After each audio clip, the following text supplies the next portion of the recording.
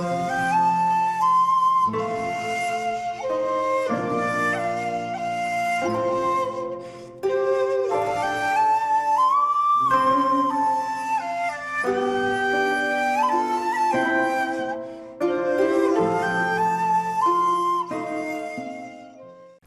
there, this is Solitary Ronin from Solitary Ronin Films, and welcome to another episode of In the Frame.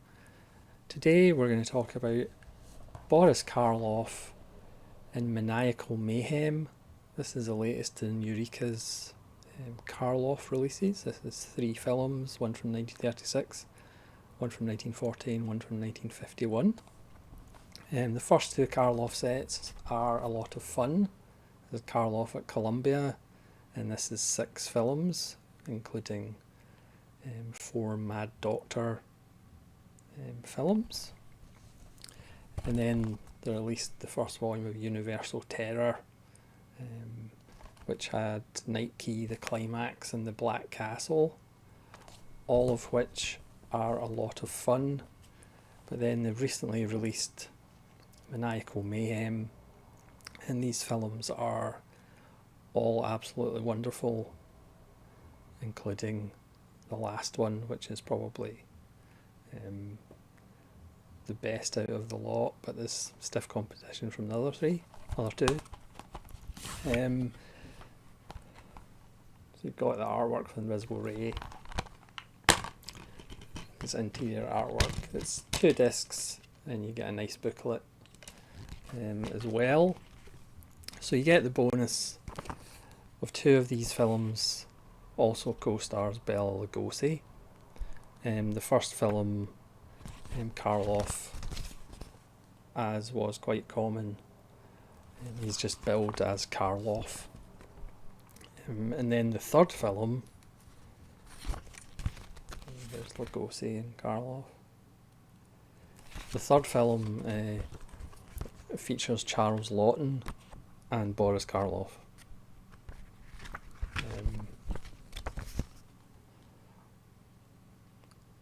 Which is quite incredible.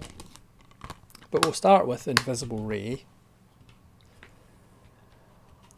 which is about a scientist, as most of these films are, who discovers a space ray and tracks it down. There was a meteor crashed in Africa. It's very convoluted way of finding this source of a radioactive compound in Africa that's going to change the world, as far as you could destroy the world or save people with it. Obviously radiation treatment was around at this point, but perhaps the side effects weren't fully realised. So Karloff, they set off with Lugosi. Lugosi is a rival scientist who actually turns out to be on the good side of the ledger, which is just strange just because it's Lugosi. But they go to Africa. Karloff, with his young wife, he splinters off to look for this radioactive compound. The rest, Lugosi is looking for the humanity cure. He's into astrochemistry, and he's decided that the sun is the answer to all our problems. But Lugosi finds, Karloff finds, see how easy the article to mix up. Karloff finds his meteor, he gets his radiation suit. The local tribesmen are scared, but Karloff convinces them to stay, or he'll turn them into liquid as he destroys a rock with his laser that he's somehow put this compound in. But there are side effects. Karloff glows in the dark, and he pets his dog and the dog dies instantly. So he goes back to the main camp to get Lugosi's help, and Lugosi, after finding the chemical formula of this compound that they've never seen before, quickly gets not a cure, but you have to take this once a day or you'll crumble to ash, which obviously Lugosi says in his wonderful voice. So essentially it's something that Karloff has to take once a day or he'll die for the rest of his life. But there's also side effects of this compound because it affects the brain and you go a little mad, of course. But Lugosi has taken the sample that Karloff gave him, and then they're going back to Paris and they're going to not take all the credit, but they're going to take some of the credit. And obviously Karloff is absolutely furious. He comes back to Paris, still glowing in the dark occasionally, vowing to kill them all as his brain is being affected by this compound.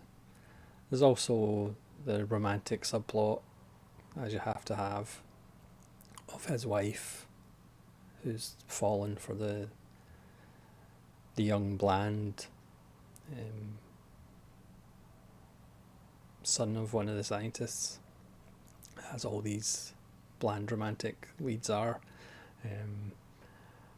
So that adds another wrinkle, but Karloff is determined to kill everybody involved. It's just a wonderful little film. Again, all these films are like under 80 minutes. They all fly by. Karloff is wonderful. He kind of wants to destroy first and then rebuild using his special ray. We do see the medical benefits that Lugosi uses it for. Again, it is very strange to see Bela Lugosi actually on being a good character. It's a bit strange. It has a wonderful climax, and it's just a great little film. And then next we have Black Friday, which the title doesn't really mean anything. Karloff is a doctor in this one as well. He's friends with an English professor, played by the same character who played Professor Seletsky in To Be or Not to Be, I believe, who had his own personality problems. So while crossing the road, the professor is struck by a car, and he's going to die. But also in the ambulance is the person who's driving the car, who turns out to be a gangster. And obviously the only way Boris Karloff can save his friend's life is taking the brain out of the gangster and putting it into his friend, the English professor. Obviously, that is the only way you could save him. And you can figure out what happens next. Very much like any films where the body parts of killers are grafted on, or the hands of killers are grafted on. The English professor starts having personality issues, and the gangster comes out every now and again, especially when you hear police sirens. That kind of sets it off. And his hair goes from grey to black, but he's still in the body of the professor. And the kind of reason Karloff is kind of interested because there's a stash of $500,000 somewhere that the gangster hid before, because he was escaping from Bela Lugosi and other gang members. This time Bela Lugosi's a baddie, I'm afraid. And Boris Karloff has this plan of, I'll take the professor while he's convalescing from his accident, I'll take him to New York and hang about the places that the gangster used to hang about, and hopefully he'll lead me to the $500,000, because I want to build a new laboratory, of course, to help people. Seems like a perfectly good idea. And obviously all manner of hijinks ensue. There's a battle inside the poor English professor's brain, and he's just thoroughly confused every time he wakes up as the English professor, and the gangster, every time he wakes up, he's furious and wants to do somebody in. And again, it's really fast-paced, really well done. Even Karloff's daughter is like, you're doing this to your friend. But of course Karloff's completely beyond that point of thinking, this is my friend that I'm torturing. I need to get my hands on this money. So he kind of changes from this lovely old man in a nice little hat to, I really need to get this money at all costs. It doesn't matter what happens to my friend that I saved by putting a gangster's brain in his skull. Again, it's just a wonderful little film. There's not as much Lugosi in it, but he still does Lugosi things. It has some nice little set pieces, and again, it's just another wonderful film. And then we come to The Strange Door, which is just, it's on a different level. 1951, based on a Robert Louis Stevenson story, and it's a very interesting film in the fact it doesn't really tell you what's going on for a good little while. We're introduced to this kind of rapscallion scoundrel who seems to be chosen by Charles Laughton in a pub, and then Charles Laughton disappears, and then certain things happen, and this character is on the run and is led by events to this door, which is obviously a strange door. See, they did manage to put that into the title. And he goes in, and Charles Laughton is sitting there and saying he's to marry his niece, which obviously comes as a bit of a shock.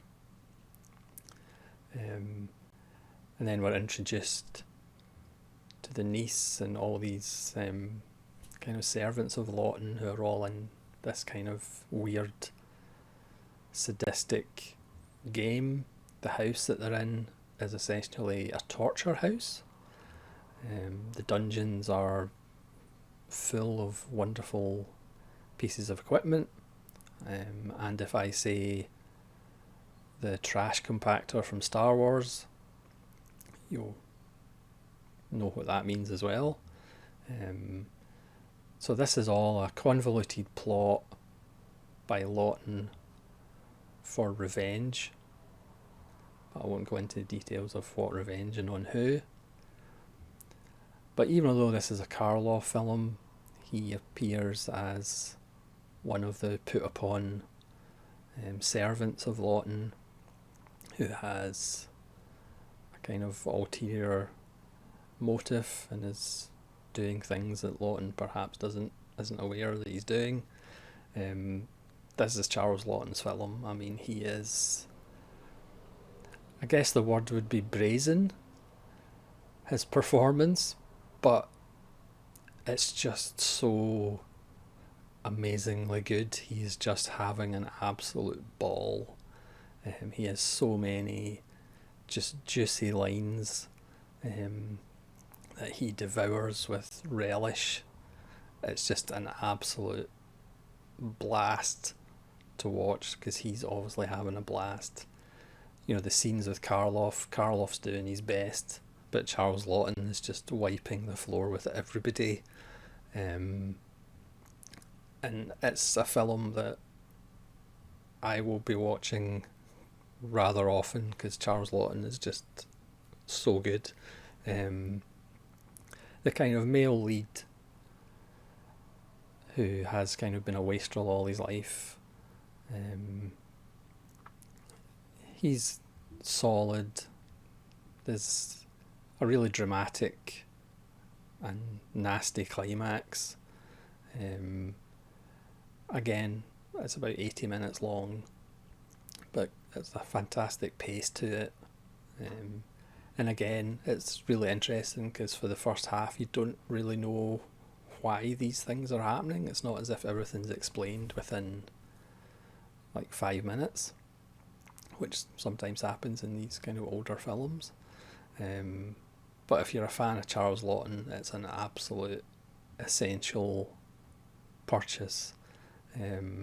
It's worth the set just for this one, even though the other two are also very good. I would say this is the best out of the 3 sets. But ironically, the best thing about this Karloff set is Charles Laughton. He is just absolutely hysterical in this. So as far as extras, you do get commentaries on each of the films. The Invisible Ray and The Strange Door, it's Stephen Jones and Kim Newman, and on Black Friday it's Kevin Lyons and Jonathan Rigby. I wonder why Kim Newman and Jonathan Rigby can never do commentaries. Maybe they can't be in the same room together. But it's generally always Stephen Jones and Kim Newman and Kevin Lyons and Jonathan Rigby. And there are radio adaptations of The Sire de Maladroit's Door, which is the full title of The Strange Door. And again, there's a booklet with writings on 3 films by Andrew Graves, Rich Johnson and Craig Ian Mann. So these films are absolutely wonderful. Again, in my opinion, it's the best out of the 3 Eureka sets for Karloff, even though the other 2 are well worth getting as well, because they're really enjoyable.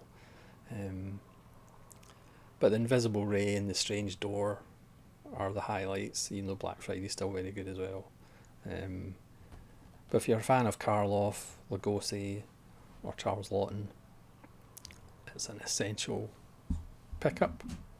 So thanks so much for watching. Please let me know if you've seen any of these strange and terrifying films, and hopefully you'll join me again for more episodes of In the Frame. This is Solitary Ronin from Solitary Ronin Films, saying thanks for watching and farewell.